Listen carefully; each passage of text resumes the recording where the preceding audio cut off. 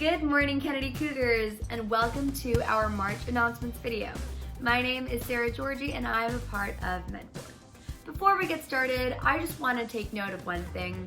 We have spent over a year in virtual learning, which is honestly insane. So congratulations to all of the students and all of the teachers, especially the teachers, for getting through all of this. We know that testing season's coming up, and that brings a lot of anxiety and stress towards students. So today for our learning tips segment, we're going to be talking about test taking tips. Let's get to it.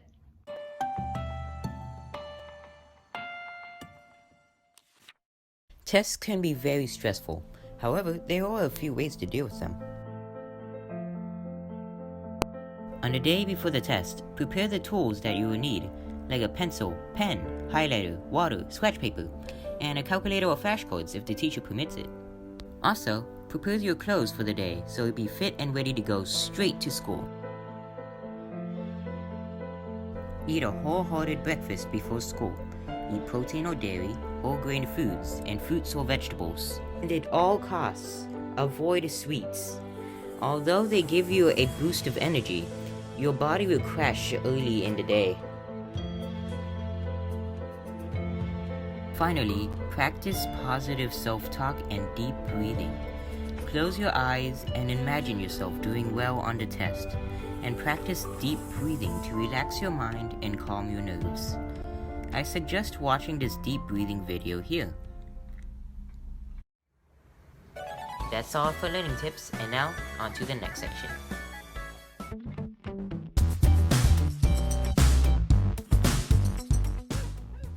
Hi, it's MedBoard here to raise awareness on kidney cancer for the month of March. Kidney cancer is a type of cancer that begins in your kidneys and occurs when the healthy cells in one or both kidneys begin to grow uncontrollably. And this is due to an accumulation of genetic mutations that occur in the cell's DNA. And these cells that grow uncontrollably eventually form a tumor. Not to be confused with kidney disease, kidney cancer has 5 stages and can generally be treated with surgery. Reminder, your kidneys are 2 organs that are each about the size of your fist and are located behind your abdominal organs. In the early stages of kidney cancer, there are no noticeable signs. However, towards the end or final stages of kidney cancer, the cancer cells will have spread to your lymph nodes near the kidney or other surrounding organs, and there will be signs of a tumor on your kidneys. Major symptoms of kidney cancer include blood in the urine, pain on your sides, weight loss, night sweats, and fever. Ways you can prevent developing kidney cancer are quitting smoking, maintaining a healthy weight, and controlling your blood pressure. Kidney cancer is one of the top 10 most common cancers in men and women. Risk factors for this type of cancer include, but are not limited to, smoking, obesity, high blood pressure, genetics, and/or having chronic kidney diseases. Treatments for this type of cancer mainly depend on the stage of the cancer, your age, and the general health. Nephrectomy is the most common treatment for this type of disease, and it is, in layman's terms, it means the surgical removal of your kidney. This mainly cures people who are in the stages 1 through 3 of this type of cancer. Chemotherapy and radiation therapy are also very efficient kidney cancer treatments. There's also thermal ablation, targeted therapies, and even checkpoint inhibitors. That's all for this month. Hopefully you learned something new about kidney cancer and the causes for it. We'll see you next month. Thank you so much, Parkin, for talking about different test taking tips. I'm sure many students are going to find it very helpful. Also, thank you so much to our Student Life Committee for creating this month's public service announcement talking about kidney cancer. Now, let's move on to our announcement segment of the video.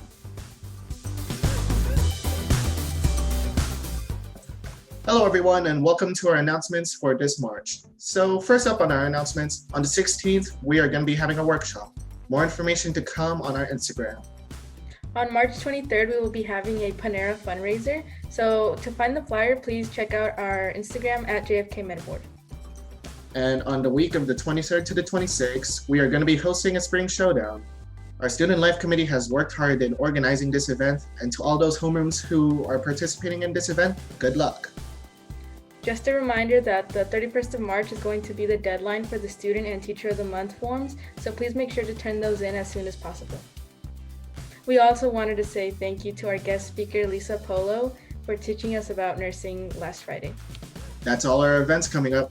Alternating between Wellness Wednesday and Healthy Living videos, this month you can expect to learn about Tai Chi and healthy eating. There will be no Wellness Wednesday video on March 31st because of spring break. Thank you so much, Sean and Fatima, for talking about this month's announcements, and Brooklyn for talking about this month's Wellness Wednesday videos. To summarize everything that's happening this month, we are going to be having a fundraiser at Panera, our Spring Showdown coming up, and we will also be having a workshop today. Now, let's move on to our fun facts about the medical field segment.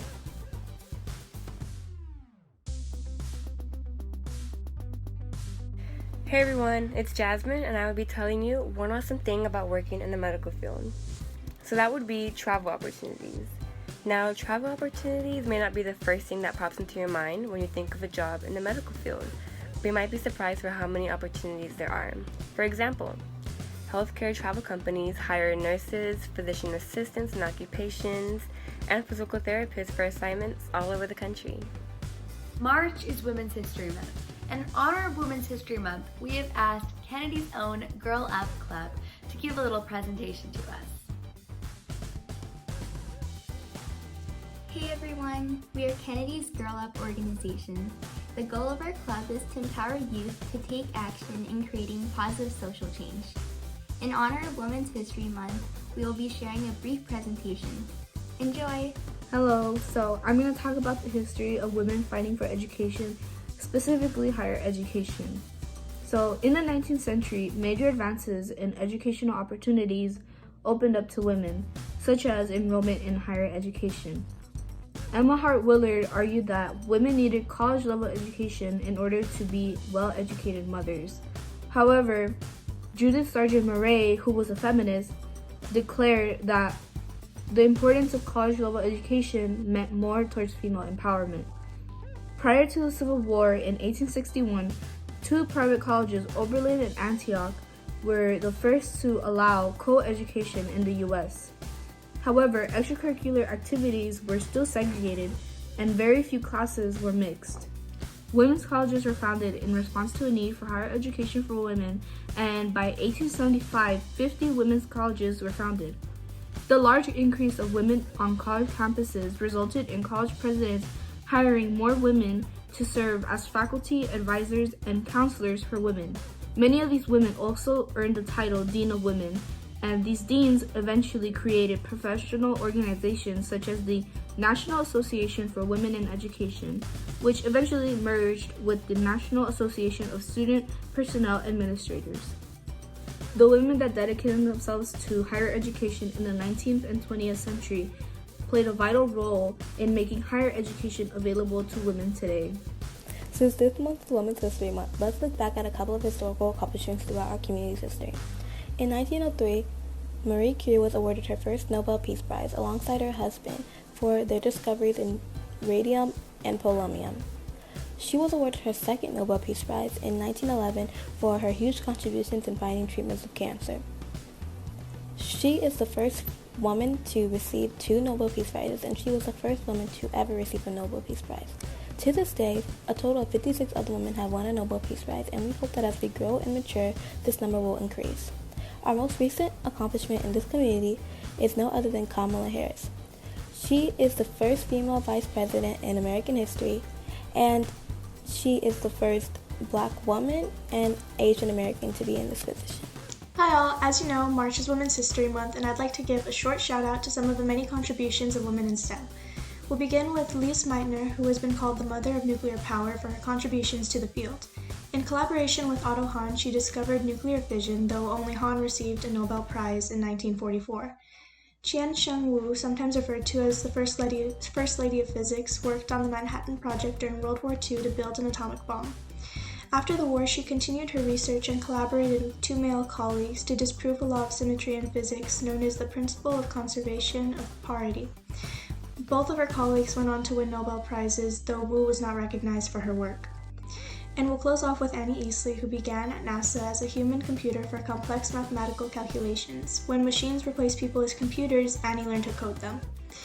These were just a few of the many contributions of women in STEM, and we hope that as time goes by, the list will continue to grow. Thank you for watching our segment. Please feel free to go check out our Instagram page at JFK_girlup, where we'll be posting more about Women's History Month. We will also be posting about gender equality, climate action, and racial injustice in our upcoming posts as well. If you would like to join our club, you can join by the Remind Code. The Remind Code will be down below. And if you have any questions or need any more information, you can hit us at our email, jfkgirlup@gmail.com. Thank you. Have a nice day. Thank you so much to Kennedy's Girl Up Club for talking about Women's History Month. Today is actually World Social Worker Day. Social workers play a very important role in our community, working in child welfare, in education systems, in human services, and many more. So if you know a social worker, make sure to go and say thank you to them. Before we end off our video today, we have one last segment, Medical Math Minute, hosted by Mr. Ireland.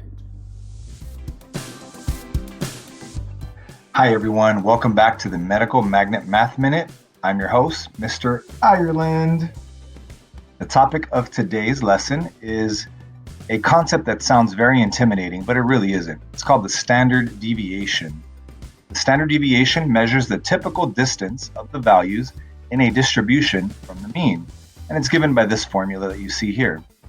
You might see the standard deviation on the SAT, and you'll also have to know this formula if you join the Cal HOSA Medical Math Competition. So let's try a problem out. An individual measures their resting heart rate at 4 different times over the course of a day. The data is shown below in beats per minute, and we're going to go ahead and find the standard deviation of this data set. The very first step is we're going to find the mean, X bar, which we did in a previous Medical Magnet Math Minute lesson, and we add those values and divide by 4, and we get 74 beats per minute. Step 2, we're going to calculate the deviation of each value from the mean. So we are essentially figuring out how far each value is from the mean. When we do that, we'll get -6, -2, +2, and down here will be +6. Step 3, we're going to square each of those deviations, and we're going to get the values that you see here. Step 4, we add those squared deviations, and we get a sum of 80.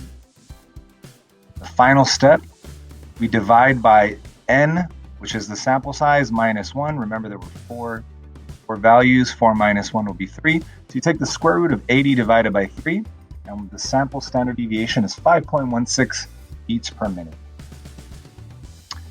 If you prefer to do the calculation all at once, this is what it looks like.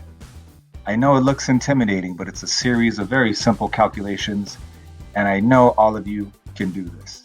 If you still have any other questions, feel free to reach out to me or ask any of your brilliant medical magnet teachers. We have a lot of great statisticians in our program, so reach out to them and they can help you out. Have a great day, everyone. Thank you guys for watching. Hope you enjoyed our video. Don't forget to give us a thumbs up and subscribe down below to stay tuned for our next video.